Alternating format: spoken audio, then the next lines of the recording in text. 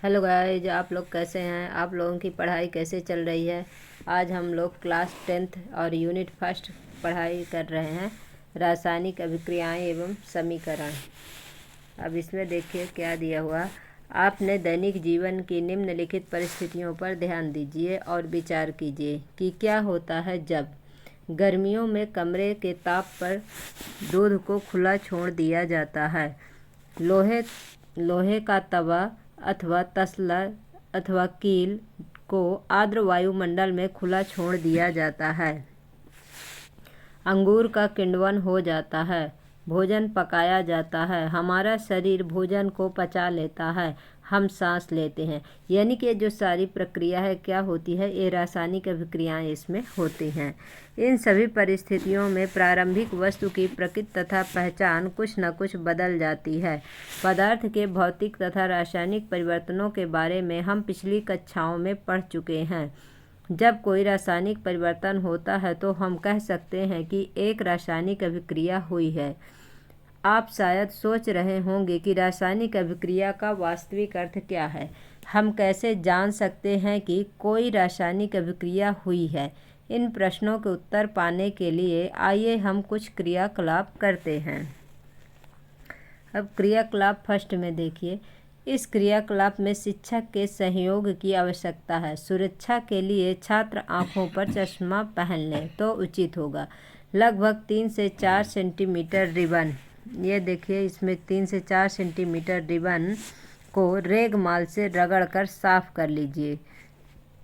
इसे चिमटे से पकड़कर और स्प्रिट लैंप या बर्नर से इसका दहन करिए तथा इससे बनी राख को वॉच ग्लास में इकट्ठा कर लीजिए, जैसा कि चित्र 1.1 में दिखाया गया है। मैग्नीशियम रिबन का दहन करते समय इसे अपनी आँखों से यथासंभव दूर रखिए। आपने क्या प्रेक्षण किया? तो ये देखिए इसमें जो दिया है प्रैक्टिकल में किस प्रकार से चिमटा से पकड़ना है, और ये मैग्नीशियम रिबन है जिसे पकड़ना है। वॉच ग्लास है जिसमें इसकी राख को रखना है। मैग्नीशियम ऑक्साइड बनेगा आग में जलाने के बाद, क्योंकि ऑक्सीजन से क्रिया करेगा तो मैग्नीशियम ऑक्साइड बनाएगा। मैग्नीशियम रिबन का वायु में दहन कर मैग्नीशियम ऑक्साइड को वॉच ग्लास में इकट्ठा करें, जो कि वाइट रंग का होता है। इसमें आपने देखा होगा कि चमकदार श्वेत लव के साथ मैग्नीशियम रिबन का दहन होता है और यह श्वेत चूर्ण में परिवर्तित हो जाता है। यह मैग्नीशियम ऑक्साइड का चूर्ण है। वायु में उपस्थित ऑक्सीजन तथा मैग्नीशियम के बीच होने वाली अभिक्रिया के कारण यह बनता है। क्रियाकलाप 1.2 में देखिए। एक परख नली में लेड नाइट्रेट का घोल लीजिए और इसमें पोटेशियम आयोडाइड का घोल मिला दीजिए। आपने क्या प्रेक्षण किया? फिर क्रियाकलाप थर्ड में क्या बोलता है? एक शंक्वाकार फ्लास्क या परख नली में कुछ दानेदार जिंक लीजिए। इसमें तनु हाइड्रोक्लोरिक अम्ल या सल्फ्यूरिक अम्ल मिला दीजिए। सावधानी क्या रखना? अम्ल का इस्तेमाल सावधानी से कीजिए।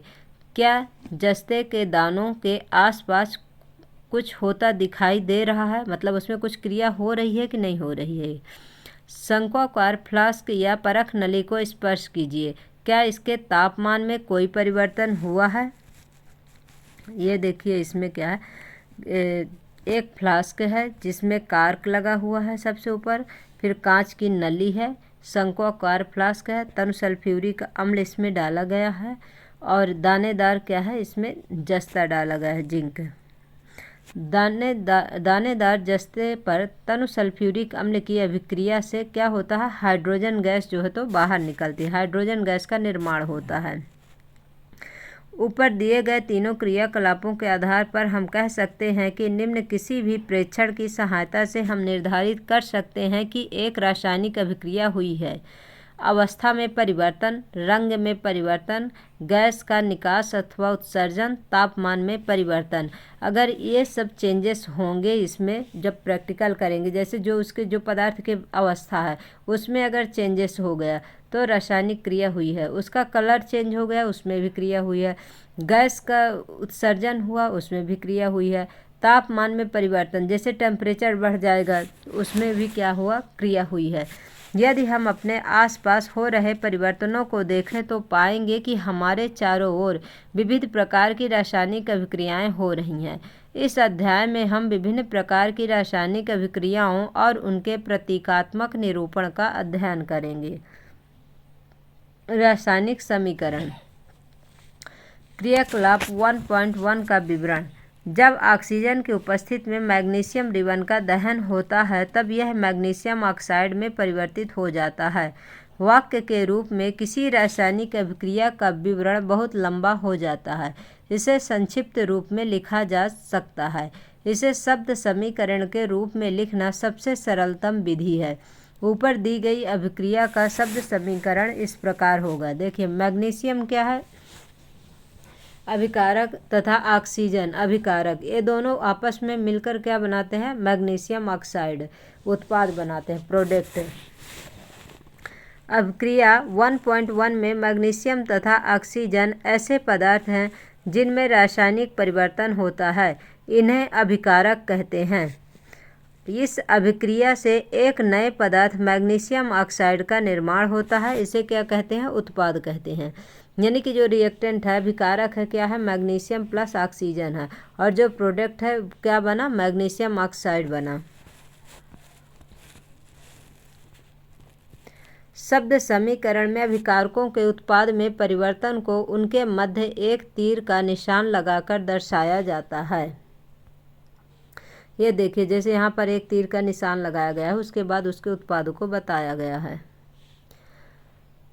अभिकारकों के बीच योग यानी कि प्लस का चिन्ह, जैसे मैग्नीशियम प्लस क्या है? ऑक्सीजन है, तो उसमें क्या है? प्लस का चिन्ह लगाकर उसे बाईं ओर LHS में लिखा जाता है। इसी प्रकार उत्पाद के बीच में भी योग प्लस का चिन्ह लगा करके उसे दाईं ओर या RHS लिखा जाता है। तीर का सिरा उत्पाद की ओर होता है तथा यह अभिक्रिया होने की दिशा को दर्शाता है कि किधर अभिक्रिया हुई है और किधर प्रोडक्ट है। फिर रासायनिक समीकरण का लिखना। रासायनिक समीकरण किस तरह से लिखेंगे? क्या रासायनिक समीकरण के निरूपण की इससे भी संक्षिप्त विधि है? शब्दों की जगह रासायनिक सूत्र का उपयोग करके रासायनिक समीकरणों को अधिक संक्षिप्त तथा उपयोगी बनाया जा सकता है। रासायनिक समीकरण किसी रासायनिक अभिक्रिया को दर्शाता है। यदि आप मैग्नीशियम, ऑक्सीजन तथा मैग्नीशियम ऑक्साइड के सूत्रों का स्मरण करें तो उपरोक्त शब्द समीकरण इस प्रकार लिखा जाएगा। यानी कि मैग्नीशियम का जो है तो प्रतीक क्या है? Mg है, और ऑक्सीजन का O2 है, तो इससे क्रिया करके क्या बन गया है? MgO, मैग्नीशियम ऑक्साइड बन गया। तीर के निशान के बाईं और दाईं ओर के तत्वों में परमाणुओं की संख्या की गिनती कर उनकी तुलना करें। यानी कि इसमें देखना होगा कि जैसे मैग्नीशियम 1 है तो इधर मैग्नीशियम 1 है, लेकिन ऑक्सीजन इधर 2 है, लेकिन इधर 1 है। तुलना करें, क्या दोनों ओर तत्वों के परमाणुओं की संख्या समान है, यानी कि संतुलित है कि नहीं है। यदि है तो समीकरण संतुलित है, यदि नहीं है तो समीकरण असंतुलित है, क्योंकि समीकरण के दोनों ओर का द्रव्यमान बराबर नहीं है। किसी अभिक्रिया का ऐसा रासायनिक समीकरण ढांचा रासायनिक समीकरण कहलाता है। इस प्रकार मैग्नीशियम के वायु में जलने का ढांचा समीकरण है। संतुलित रासायनिक समीकरण का महत्व। आपको द्रव्यमान के संरक्षण का नियम स्मरण होगा, क्योंकि अपन क्लास 9th में पढ़े हैं द्रव्यमान संरक्षण का नियम, जिसका आपने 9वीं कक्षा में अध्ययन किया था। किसी भी रासायनिक अभिक्रिया में द्रव्यमान का ना तो निर्माण होता है ना ही विनाश, अर्थात किसी भी रासायनिक अभिक्रिया के उत्पाद तत्वों का कुल द्रव्यमान अभिकारक तत्वों के कुल द्रव्यमान के बराबर होता है। यानी कि जो अभिकारक हम लेंगे और उससे जो प्रोडक्ट बनेगा, तो जो अभिकारक का जो द्रव्यमान रहेगा वही प्रोडक्ट का भी द्रव्यमान होना चाहिए, तभी वो संतुलित रासायनिक अभिक्रिया कहलाएगी। दूसरे शब्दों में, रासायनिक अभिक्रिया के पहले एवं उसके पश्चात प्रत्येक तत्व के परमाणुओं की संख्या समान रहती है। इसीलिए हमें कंकाली समीकरण को संतुलन करना आवश्यक है। क्या रासायनिक समीकरण संतुलित है? आइए हम रासायनिक समीकरण को चरणबद्ध संतुलित करना सीखें। क्रियाकलाप 1.3 में 3 के शब्द समीकरण को इस प्रकार दर्शाया गया है। जैसे जिंक को Zn से, सल्फ्यूरिक अम्ल को H2SO4 से, फिर इसके बाद जिंक सल्फेट तो ZnSO4 प्लस H2। अब इसमें यह पूछा है कि क्या यह संतुलित है कि नहीं, तो देखिए ये संतुलित है, क्योंकि इधर जिंक है एक और इधर भी है जिंक एक, फिर हाइड्रोजन 2 है इधर तो हाइड्रोजन इधर भी 2 है, सल्फर 1 है इधर भी सल्फर 1 है प्रोडक्ट में, और इसमें जो है तो ऑक्सीजन 4 है और इधर भी ऑक्सीजन 4 है, इसलिए ये जो है तो ये संतुलित समीकरण है। आइए समीकरण 1.3 में तीर के निशान के दोनों ओर तत्वों के परमाणुओं की संख्या की तुलना करें। अब इनको देखिए किस प्रकार से तुलना करना है, जिससे कि नेक्स्ट कोई समीकरण हो तो अपन उसका निकाल सके कि संतुलित है या नहीं है। तो देखिए इसमें किस प्रकार संतुलित करते हैं। तत्व दिया हुआ है इधर, इधर अभिकारकों में परमाणुओं की संख्या LHS, फिर उत्पाद में परमाणुओं की संख्या यानी कि रिएक्टेंट और प्रोडक्ट और एलिमेंट तत्व क्या क्या दिए हुए हैं। जिंक दिया हुआ तो जिंक की संख्या कितनी है, 1 है, उत्पाद में भी 1 होना चाहिए। हाइड्रोजन कितने हैं, 2 हैं और उत्पाद में 2 होना चाहिए। फिर सल्फर 1 है तो उत्पाद में भी 1 होना चाहिए। ऑक्सीजन 4 है तो इसमें भी 4 होना चाहिए। इस प्रकार से क्या पता चलता है कि यह एक संतुलित अभिक्रिया है। इसीलिए 1.3 में तीर के निशान के दोनों ओर के प्रत्येक तत्व के परमाणुओं की संख्या समान है, इसीलिए यह एक संतुलित रासायनिक समीकरण है। अब हम निम्न रासायनिक समीकरण को संतुलित करने का प्रयास करते हैं। जो नेक्स्ट ये समीकरण दिया है इसमें देखना है कि ये संतुलित है कि नहीं है। देखिए जैसे Fe दिया हुआ प्लस H2O, ये क्या है, रिएक्टेंट है। प्रोडक्ट क्या बना, Fe3O4 प्लस H2। अब रासायनिक समीकरण को संतुलित करने के लिए सबसे पहले प्रत्येक सूत्र के चारों ओर एक बॉक्स बना लीजिए। समीकरण को संतुलित करते समय बॉक्स के अंदर कुछ परिवर्तन नहीं कीजिए, यानी कि इसमें जैसा लिखा हो वैसे अपने को लिखते जाना है। Fe दिया है तो Fe आयरन हो गया, H2O जल हो गया, फिर इसके बाद प्रोडक्ट में Fe3O4 है, फिर इसके बाद क्या है, हाइड्रोजन है। असंतुलित समीकरण 1.5 में उपस्थित विभिन्न तत्वों के परमाणुओं की संख्या की सूची बना लीजिए। अब इसमें जो तत्व दिए हुए हैं इनकी सूची बनाना है कि जैसे Fe कितने हैं, H2O कितना है, मतलब हाइड्रोजन कितना है, ऑक्सीजन कितना है, आयरन कितना है, और यही सब देखना है। अब देखिए इसमें तत्व दिया हुआ है, एलिमेंट दिया हुआ है, अभिकारकों में परमाणुओं की संख्या दिया हुआ, तो Fe आयरन कितना है, 1 है, और इधर कितने हैं, 3 है, तो इसे संतुलित करना होगा। फिर हाइड्रोजन कितना है, 2 है, और इधर भी कितना है, हाइड्रोजन 2 है, यानी कि हाइड्रोजन संतुलित है। और ऑक्सीजन देखिए, ऑक्सीजन इधर रिएक्टेंट में कितना है, 1 है, प्रोडक्ट में कितना है, 4 है, तो इसे भी संतुलित करना पड़ेगा। अब इससे में जो है तो जो ये आयरन 1 है, और तो आयरन इधर रिएक्टेंट में 1 है, प्रोडक्ट में कितने हैं, 3 है, इसमें जो है तो 1 में 3 का गुणा कर देंगे तो कितना हो जाएगा, 3 हो जाएगा, तो Fe3 हो जाएगा, और ऑक्सीजन में 4 का गुणा कर देंगे तो 4 हो जाएगा। इस प्रकार से संतुलित हो जाएगा, यानी कि जो अभिकारक की जितनी संख्या है उतनी प्रोडक्ट की भी होनी चाहिए। सुविधा के लिए सबसे अधिक परमाणु वाले यौगिक को पहले संतुलित कीजिए, चाहे वह अभिकारक हो या उत्पाद हो। तो सबसे ज़्यादा क्या है, ऑक्सीजन है, और क्या है, फिर इसके बाद आयरन है। तो सबसे अधिक परमाणु वाले तत्व को चुनिए। इस आधार पर हम Fe3O4 और उसके ऑक्सीजन तत्व को चुनते हैं। दाईं ओर ऑक्सीजन के 4 परमाणु हैं, क्योंकि ऑक्सीजन के ज़्यादा हैं, 4 है, जबकि बाईं ओर केवल 1 है। ऑक्सीजन परमाणु को संतुलित करने के लिए प्रारंभ में 1 हाइड्रोजन H2O में 4 उत्पाद में क्या करेंगे, 4 का गुणा कर देंगे, तो इसमें से क्या हो जाएगा, Fe3O4 बन जाएगा। संतुलित करने के लिए जो प्रोडक्ट में दिया है उसके साथ जो है तो 4 का इंटू कर देंगे, जिससे जो है तो ये उत्पाद में संतुलित हो जाएगा। यह याद रखना आवश्यक है कि परमाणुओं की संख्या को बराबर करने के लिए हम अभिक्रिया में शामिल तत्वों तथा यौगिक के सूत्रों को नहीं बदल सकते हैं, यानी कि जो फार्मूला है उसमें कोई चेंजेस नहीं कर सकते हैं, सिर्फ उसे संतुलित करेंगे। जैसे कि ऑक्सीजन परमाणु को संतुलित करने के लिए हम 4 गुणांक लगा करके 4H2O लिख सकते हैं, लेकिन H2O4 या H2O4 नहीं। आंशिक रूप से संतुलित समीकरण अब इस प्रकार से होगा, यानी कि Fe जो संतुलित हो चुका वो ऐसे बनेगा कि Fe4H2O, क्योंकि इसमें लगा देंगे जब 4H2O तो इसमें से क्या हो जाएगा, 4 ऑक्सीजन भी बन जाएगा और Fe3 बन जाएगा। तो Fe के पहले भी 3 लगाएंगे इधर, प्लस हाइड्रोजन बन जाएगा H2, इधर भी 8 हो जाएगा, इसलिए इधर भी 4 लगाना पड़ेगा तो 8 हाइड्रोजन हो जाएगा। तो यह आंशिक रूप से संतुलित है, पूर्ण रूप से नहीं है। Fe तथा हाइड्रोजन परमाणु अब भी संतुलित नहीं है। इनमें से किसी एक तत्व को चुनकर आगे बढ़ते हैं। अब हम आंशिक रूप से संतुलित समीकरण में हाइड्रोजन परमाणु को संतुलित करते हैं। हाइड्रोजन परमाणु को बराबर करने के लिए दाईं ओर हाइड्रोजन अणु की संख्या को 4 कर देते हैं, क्योंकि इधर हाइड्रोजन 4 दूना 8 हो गया, इधर भी 8 होना चाहिए, इसलिए हाइड्रोजन के पहले क्या लग जाएगा, 4 लग जाएगा।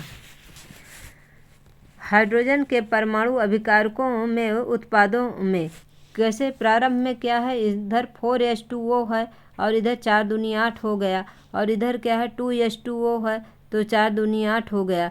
क्योंकि इसको 4 से गुणा करेंगे तो इधर भी 8 होना चाहिए, अभिकारक में होना चाहिए और उत्पाद में नहीं है, 2 ही है, इसलिए 2 में जो है तो 4 का गुणा कर देंगे तो 8 हो जाएगा। इस प्रकार से ये संतुलित हो जाएगा।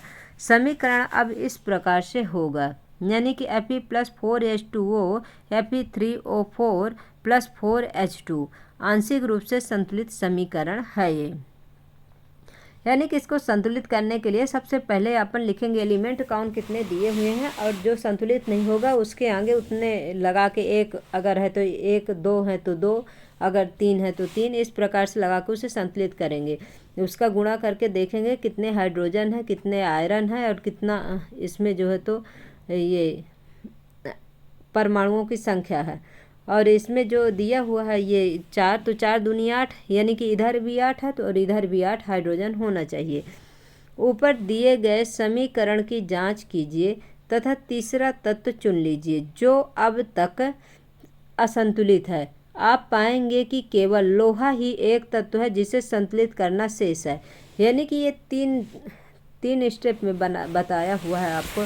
जैसे सबसे पहले बताया है इसको जल को संतुलित करने के लिए, फिर आपको इसमें से फिर आयरन को संतुलित करने के लिए कि किस प्रकार से करेंगे, सभी को आंशिक कर करके 3 बार में समझाया गया है। अब जैसे लोहे को आयरन को करना है तो इधर तो देखिए Fe दिया हुआ है इधर, और प्रोडक्ट में कितना दिया हुआ है, 3 दिया हुआ है, इसलिए इसको भी 3 से गुणा करेंगे तो ये कितना हो जाएगा, 3 हो जाएगा।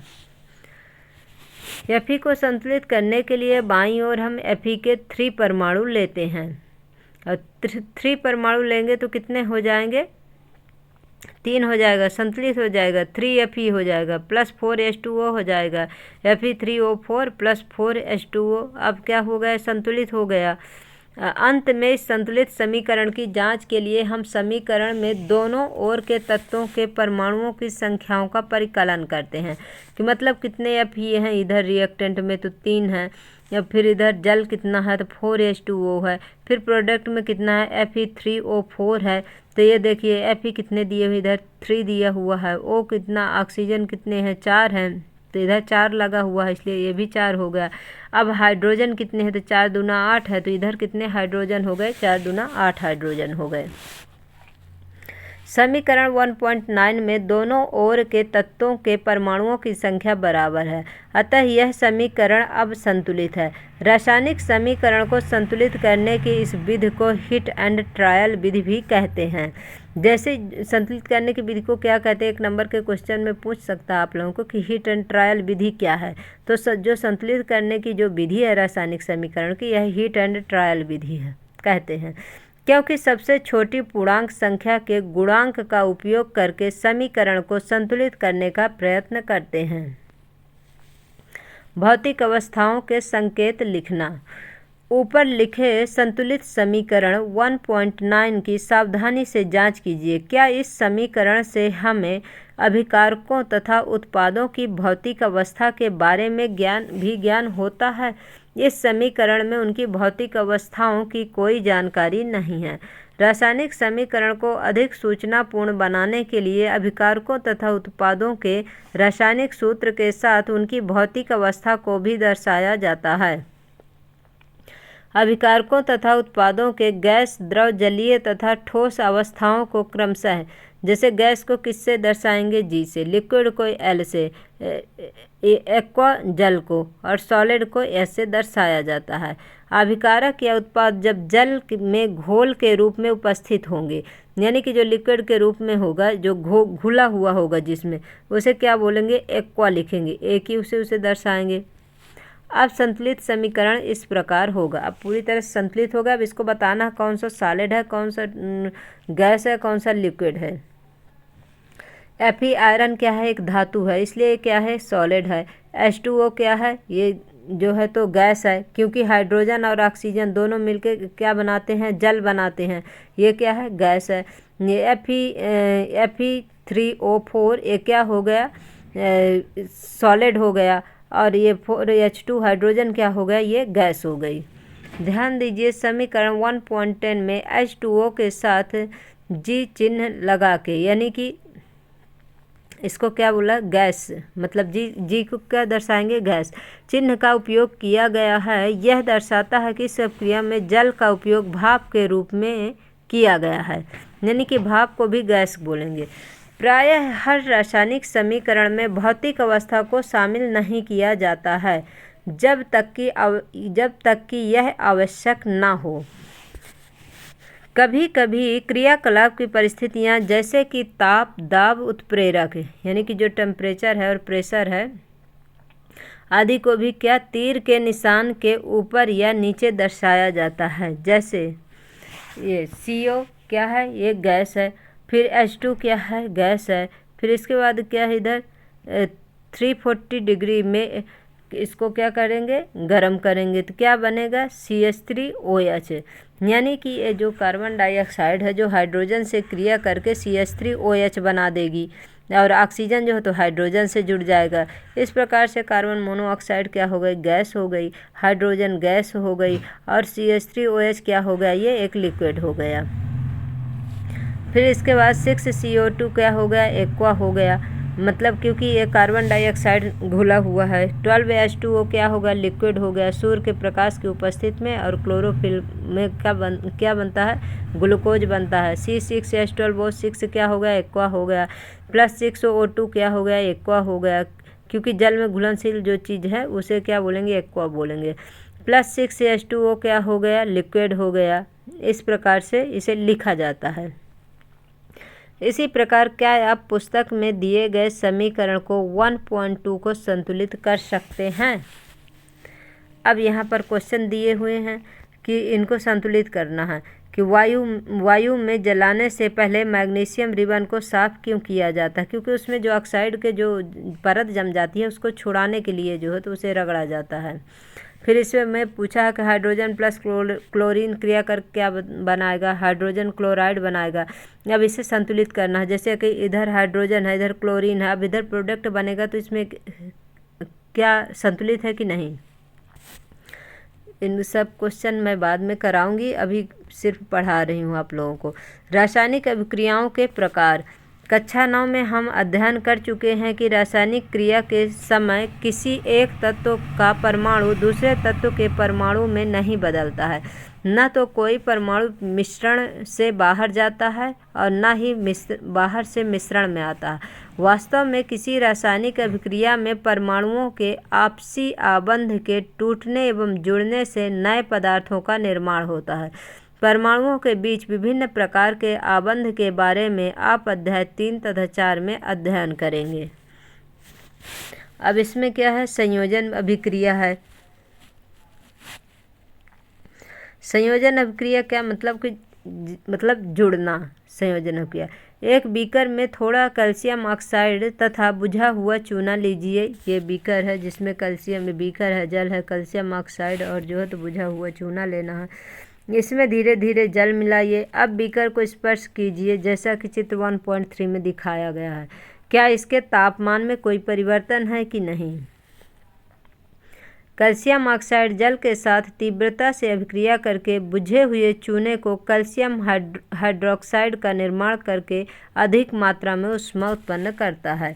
यानी कि जल के साथ कैल्शियम ऑक्साइड की अभिक्रिया से बुझे हुए चूने का निर्माण होता है। बुझे हुई चूना क्या है, कैल्शियम ऑक्साइड है, और H2O जल क्या है, लिक्विड है, और ये सॉलिड है। बुझा हुआ चूना क्या है कि कैल्शियम हाइड्रोक्साइड एक्वा हो गया, और प्लस क्या ऊष्मा रिलीज होती है क्योंकि टेम्परेचर उसके तापमान में परिवर्तन होता है। इस अभिक्रिया में कैल्शियम ऑक्साइड तथा जल मिलकर के एकल उत्पाद कैल्शियम बनाते हैं। यानी कि जब दो चीज़ें जुड़ करके एक प्रोडक्ट तैयार करता है उसे क्या बोलते हैं, संयोजन अभिक्रिया। और इस अभिक्रिया में कैल्शियम ऑक्साइड तथा जल मिलकर एकल उत्पाद कैल्शियम हाइड्रोक्साइड बनाते हैं। ऐसी अभिक्रिया जिसमें दो या दो से अधिक अभिकारक मिलकर एकल उत्पाद का निर्माण करते हैं उन्हें संयोजन अभिक्रिया कहते हैं।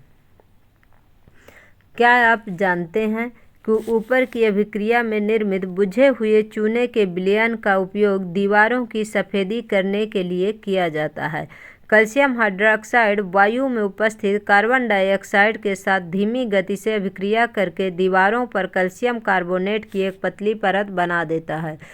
सफेदी करने के 2-3 दिन बाद कैल्शियम कार्बोनेट का निर्माण होता है और इससे दीवारों पर चमक आ जाती है। रोचक बात यह है कि संगमरमर का भी रासायनिक सूत्र यही है, कैल्शियम कार्बोनेट ही होता है। यानी कि बुझे हुए चूने का और इसका आपके संगमरमर का फार्मूला क्या होगा, कैल्शियम कार्बोनेट CaCO3 ही होगा। कैल्शियम हाइड्रोक्साइड CaOH का होल ट्वाइस क्या है, एक्वा है, और इसमें कार्बन डाइऑक्साइड क्या है, गैस है। अब कैल्शियम कार्बोनेट जो बनता हो क्या होता है, सॉलिड होता है, और ये क्या है, H2O कार्बोनेट, ये क्या है, लिक्विड है। कैल्शियम कार्बोनेट बनता है CaCO3, ये सॉलिड होता है, H2O क्या है, लिक्विड है। गाइस आज के लिए इतना ही। अब नेक्स्ट सेकंड पार्ट में आप लोगों को पढ़ाऊँगी। और आप लोगों को क्लास कैसी लगी, आप लोग क्लास को लाइक करिए, शेयर करिए, कमेंट करिए। Thank you so much guys.